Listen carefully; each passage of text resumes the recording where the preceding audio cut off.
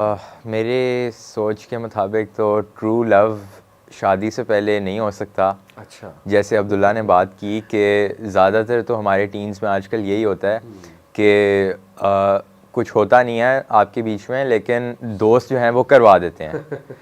तो वो इस तरह से काफ़ी हाईलाइट करते हैं कि यार नहीं, कुछ ना कुछ है, तुमने उससे ऐसे बात की थी, हंस रहे थे, वो हंस रही थी। एग्जैक्टली। तो इस यहाँ से ज़्यादातर जो होते हैं ना स्टोरीज़ यहाँ से शुरू होती हैं, और फिर मोस्ट जो स्टोरीज़ होती हैं वो they don't and up well. Absolutely absolutely. आपने कहा कि ट्रू लव मैं नहीं समझता शादी से पहले हो सकता है, इसकी क्या वजह?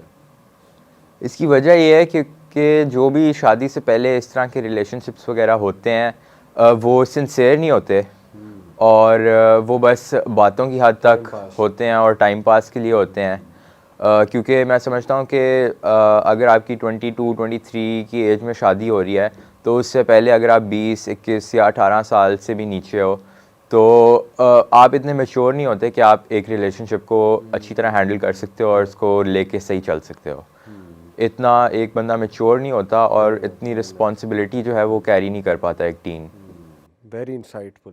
Huzaifa, welcome to the show.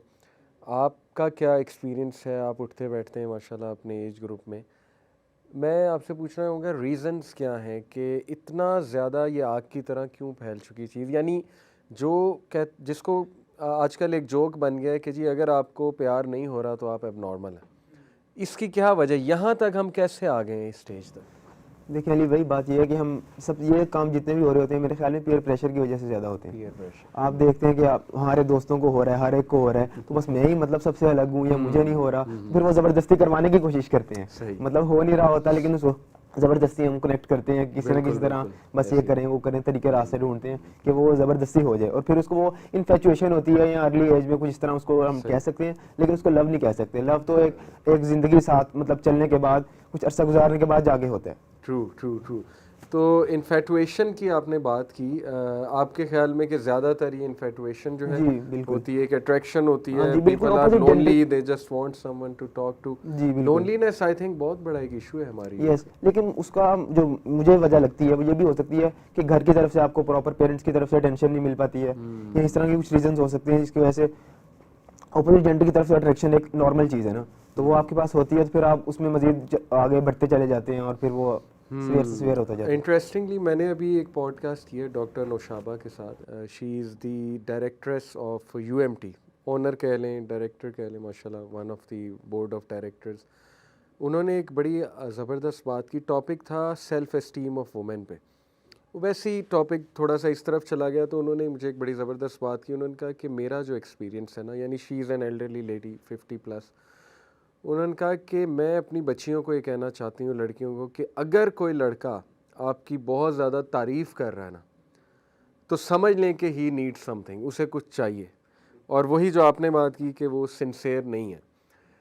तो इस पे Abdullah, what is your sir comment? ये जो आपने बात की है ना, हुआ इस तरह से था कि कुछ मेरे जूनियर्स थे, they were in some sort of a problem कि लाइक फॉर एग्जांपल एक लड़की कहती है कि यार मेरे सिर्फ कुछ दोस्त हैं, तो इसमें कौन सी मसले वाली बात है। तो मैंने ना उससे कहा कि मैं आउटराइटली अगर उससे कह दूं कि नहीं तुम्हारी सोच गलत है, तो ऑब्वियसली वो माइंड करेगी। तो what I told her, I said कि यू थिंक कि आपके दोस्त हैं और हो सकता है what you are thinking is okay, but the way they think about you is not the same as you are thinking about them. मतलब आप ऐसा क्यों नहीं होता कि आपका लड़कियों का एक फ्रेंड सर्कल है और वहाँ पे जिस तरह की फीडबैक मिल रही है और वहाँ पे अगर कॉम्प्लीमेंट्स मिल रहे हैं तो वहाँ से आपकी किसी गलत बात को लोग क्रिटिसाइज भी करेंगे। लेकिन द सो कॉल्ड लड़कों के साथ आपने दोस्तियाँ बनाई हुई हैं, वहाँ पे कोई भी लड़का आपकी किसी भी बात पे आपके लिए नेगेटिवली बात नहीं करेगा, हमेशा कॉम्प्लीमेंट ही करेगा। एग्जैक्टली। तो मैंने थोड़ा सा समझाने की कोशिश की कि विदाउट एनी इंसेंटिव कोई बंदा भी इस दुनिया में काम नहीं करता, किसी ना किसी उम्मीद में या किसी ना किसी ख्याल के तौर के ऊपर ही वो लोगों के बिल्कुल बिहेवियर्स ऐसी उस तरीके से ज़िंदगी। मैनिफेस्ट होकर सामने आते हैं। और अप्रिसिएशन सबको अच्छी लगती है, जब हमारी कोई तारीफ़ करे ऑब्वियसली हमें भी अच्छा लगता है, लेकिन आई थिंक कि रेड लाइन है